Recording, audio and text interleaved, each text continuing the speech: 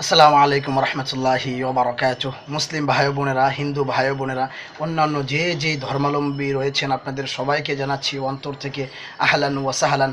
আল্লাহ তাআলার শান্তি, রহমত, দয়া আপনাদের সবার উপর বর্ষিত হোক।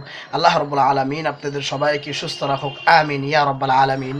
আজকে আমরা কথা বলবো হিন্দু ধর্ম এবং বিভিন্ন মনীষীদের কাছে রাসূলুল্লাহ সাল্লাল্লাহু আলাইহি ওয়াসাল্লামের গুরুত্ব ও তাৎপর্য। আমরা কিছুদিন ধরে লক্ষ্য করছি যে আমাদের এক শ্রেণীর ভাইরা তারা ইসলামকে নিয়ে কটমন্তব্য করছে, রাসূলুল্লাহ সাল্লাল্লাহু আলাইহি ওয়াসাল্লামকে নিয়ে বিভিন্ন খারাপ ভাষা তারা ব্যবহার করছে। যাই হোক, আমি একজন নবী মুহাম্মদের উম্মত হিসাবে আমি ভাষাগুলো মুখে উচ্চারণ করতে পারছি না, দুঃখিত। তো আমরা অন্তর থেকে দোয়া করছি আল্লাহ রাব্বুল আলামিন আমাদের এই ভাইদেরকে যেন হেদায়েতের নূর দান করে, আল্লাহ রাব্বুল আলামিন তাদেরকে যেন সুস্থ রাখে, আমিন ইয়া রাব্বাল আলামিন। আসুন আমরা প্রথমত হিন্দু ধর্মের ধর্মীয় গ্রন্থগুলোর সাথে পরিচিত হই। হিন্দু ধর্মের ধর্মীয় গ্রন্থগুলো মূলত দুই প্রকার: শ্রুতি, স্মৃতি। শ্রুতি শব্দটা সংস্কৃতি, যার অর্থ হচ্ছে যেটা প্রকাশ করা হয়েছে, যা বুঝে নেওয়া হয়েছে, যেটা উপলব্ধি করা হয়েছে। আর এই শ্রুতিগুলোকে বলা হয় মহান ঈশ্বর থেকে প্রদত্ত বার্তা। আর এই শ্রুতিগুলো আবার দুই ভাগে বিভক্ত: বেদ, উপনিষদ। বেদ শব্দটা এসেছে সংস্কৃতি শব্দ ভিদ থেকে, যার অর্থ হচ্ছে পবিত্র জ্ঞান। এই ভেদগুলো আবার চার ভাগে বিভক্ত: ঋগ্বেদ, যজুর্বেদ, অথর্ববেদ, সামবেদ। এই ভেদগুলো দুনিয়াতে কখন এসেছে, কোন ঋষির উপরে প্রথম অবতীর্ণ হয়েছে, কিভাবে এসেছে, এগুলা নিয়ে রয়েছে হিন্দু ধর্মের পণ্ডিতদের মধ্যে মতভেদ। হিন্দু ধর্মের এক শ্রেণীর পণ্ডিতরা বলছে যে এই ভেদগুলো প্রায় 131 কোটি বছর আগে দুনিয়াতে এসেছে। আরেক শ্রেণীর পণ্ডিতরা বলছে যে এই ভেদগুলো প্রায় 4000 বছর আগে দুনিয়াতে এসেছে। যাই হোক, এত সব মতবিরোধ থাকার পরেও হিন্দু ধর্মের সমস্ত ধর্মগ্রন্থ থেকে সব থেকে পবিত্র গ্রন্থ হচ্ছে বেদ। হিন্দু ধর্মের পণ্ডিতগণ বলে থাকেন বেদের সাথে যদি অন্য কোনো ধর্মের গ্রন্থের কথা না মিলে তাহলে আমরা বেদকেই প্রাধান্য দিব। এর পরের ধর্মগ্রন্থ হচ্ছে উপনিষদ।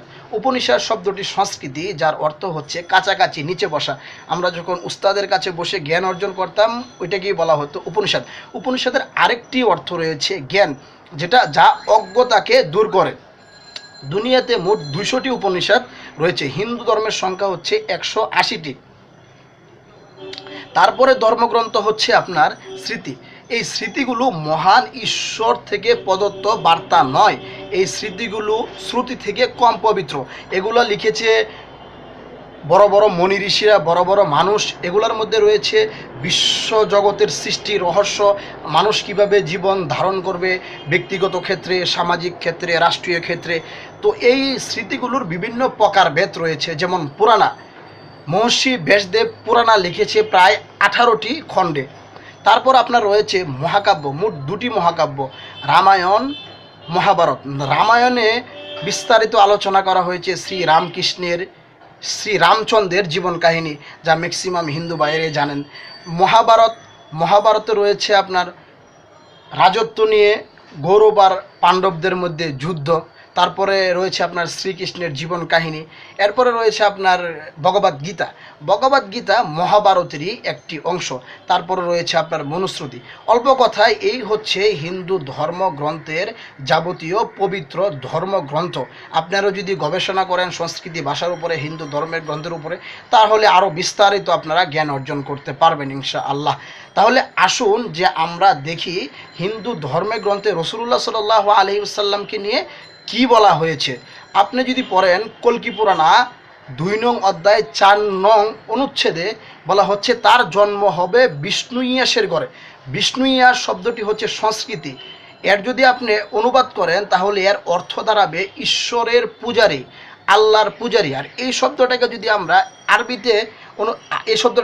আরবিতে করি তাহলে এর নাম হবে আব্দুল্লাহ। আর আমরা জানি রাসূলুল্লাহ সাল্লাল্লাহু আলাইহি ওয়াসাল্লামের বাবার নাম আব্দুল্লাহ। এরপরে আবার কল্কি পুরাণা 2 নং অধ্যায়ে 5 নং পরিচ্ছেদে বলা হচ্ছে তার থাকবে 4 জন সহচর। আর আমরা জানি রাসূলুল্লাহ সাল্লাল্লাহু আলাইহি ওয়াসাল্লামের ছিল 4 জন সহচর, খোলাফায়ে রাশিদিন। এরপরে আবার বলা হচ্ছে কল্কি পুরাণার 2 নং অধ্যায়ে 7 নং পরিচ্ছেদে যে বিভিন্ন যুদ্ধে তাকে দেবদূতেরা সাহায্য করবে। আমরা জানি বদরের যুদ্ধে রাসূলুল্লাহ সাল্লাল্লাহু আলাইহি ওয়াসাল্লামকে স্বয়ং ফেরেশতারা সাহায্য করেছিল, যার পরিষ্কার বাক্য মহান আল্লাহ পবিত্র কোরআনে বলেছেন সূরা আল ইমরান 124 থেকে 25 নং আয়াতের মধ্যে। এরপরে আবার বলা হচ্ছে কল্কি পুরাণার 2 নং অধ্যায়ের 11 নং অনুচ্ছেদে বলা হচ্ছে তার জন্ম হবে বিষ্ণু ইয়াসের ঘরে সুমিতার গর্ভে। আর সুমিতা শব্দটি সংস্কৃতি, যার অর্থ হচ্ছে অচঞ্চল, শান্তির প্রিয়। আর আমরা যদি এটাকে আরবি করি তাহলে তার নাম দাঁড়াবে আমিনা। আর আমরা জানি রাসূলুল্লাহ সাল্লাল্লাহু আলাইহি ওয়াসাল্লামের মায়ের নাম আমিনা।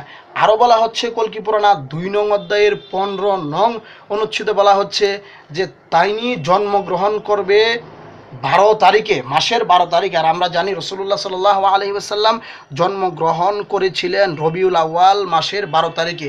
তো আমরা যদি হিন্দু ধর্ম নিয়ে আরও গবেষণা করি তাহলে আমরা আরও দেখতে পারবো যে রাসূলুল্লাহ সাল্লাল্লাহু আলাইহি ওয়াসাল্লাম সম্পর্কে হিন্দু ধর্মে আরও বিস্তারিত ভবিষ্যৎবাণী করা হয়েছে। আরও বলা হয়েছে আপনার সামবেদ অগ্নিমন্ত্র 64তে বলা হয়েছে যে তিনি তার মায়ের দুধ পান করবেন। আর আমরা জানি রাসূলুল্লাহ সাল্লাল্লাহু আলাইহি ওয়াসাল্লাম তার মায়ের দুধ পান করেননি।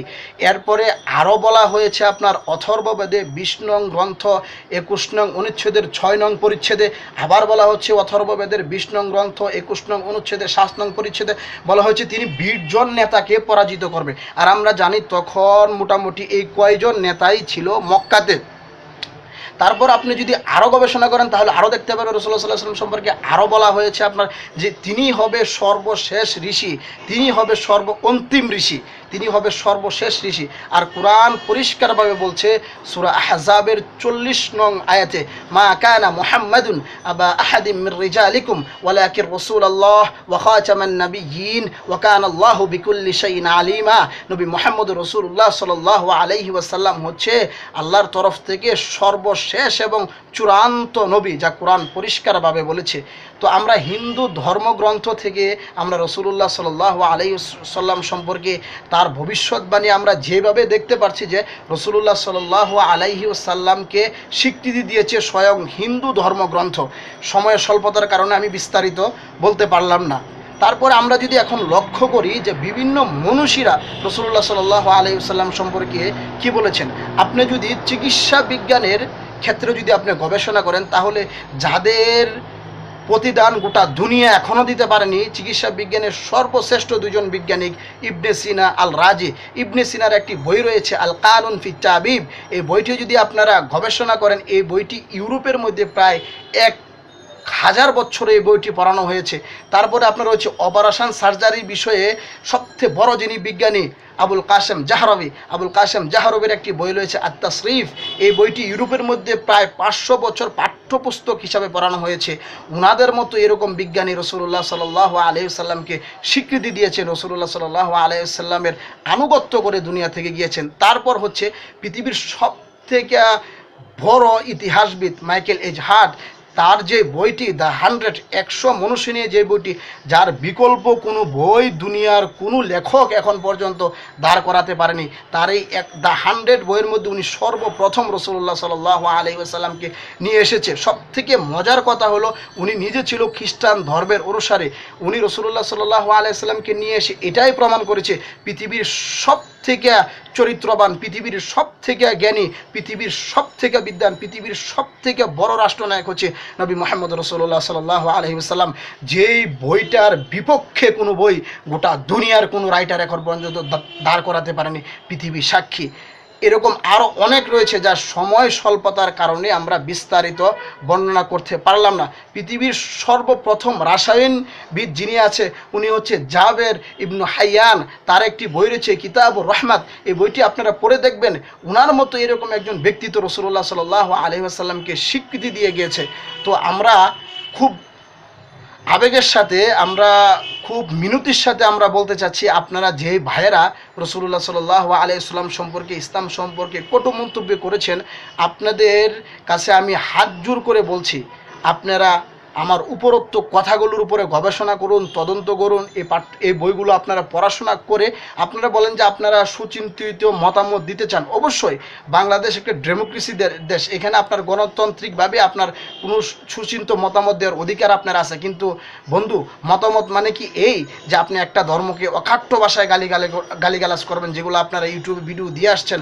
আমি একজন নবী মুহাম্মদের উম্মত হয়ে এই ভাষাগুলো আমি নিজে মুখে বলতে পারছি না। তো আপনারা তদন্ত করেন, গবেষণা করেন। যদি আপনাদের সময় সুযোগ হয়, আমি যেই কথাগুলো বলেছি এই কথাগুলোর বিপক্ষে কোনো কথা আপনারা দাঁড় করেন। এখানে আমি শরীফ সালাহুদ্দিন বুখারী আমি নিজের মাথাকে টেনে নিয়ে আসছি।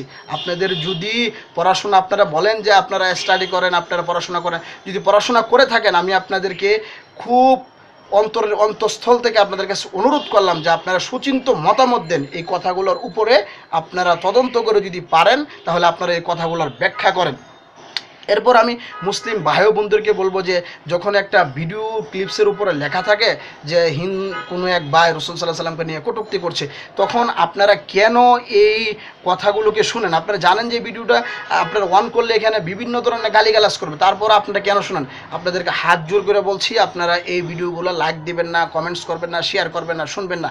ইসলামের পক্ষে, সত্যের পক্ষে যে বা যারাই কথা বলুক, আপনারা তাদের কথাগুলোকে লাইক দিবেন, কমেন্টস করে আপনাদের নিজেদের মতামত জানাবেন, শেয়ার দিয়ে গোটা দুনিয়াকে আপনারা জানিয়ে দিন যে আমরা রাসূলুল্লাহ সাল্লাল্লাহু আলাইহি ওয়াসাল্লামের উম্মত, আমরা হচ্ছি পৃথিবীর সব থেকে ভদ্র এবং নম্র মানুষ। আমাদের নবী মুহাম্মদ রাসূলুল্লাহ সাল্লাল্লাহু আলাইহি ওয়াসাল্লাম হচ্ছে পৃথিবীর সর্বশ্রেষ্ঠ মানুষ, যা কোরআন পরিষ্কারভাবে বলেছে, ওমা আরসালনাকা ইল্লা রাহমাতাল লিল আলামিন ইন্না আরসালনাকা শাহিদাও ওয়া মুবাশশিরাও ওয়া নাযীরা ইন্না আরসালনাকা শাহিদাও ওয়া মুবাশশিরাও ওয়া নাযীরা ওয়া ইন্নাকা লাআলা খুলুকিন আযীম ওয়া ইন্নাকা লাআলা খুলুকিন আযীম ওয়া সাল্লাল্লাহু ওয়া সাল্লিম আলা নাবিয়্যিনা মুহাম্মদ ওয়া আলা আলিহি ওয়া আসহাবিহি আজমাইন। ওয়াসসালামু আলাইকুম ওয়া রাহমাতুল্লাহি ওয়া বারাকাতুহু।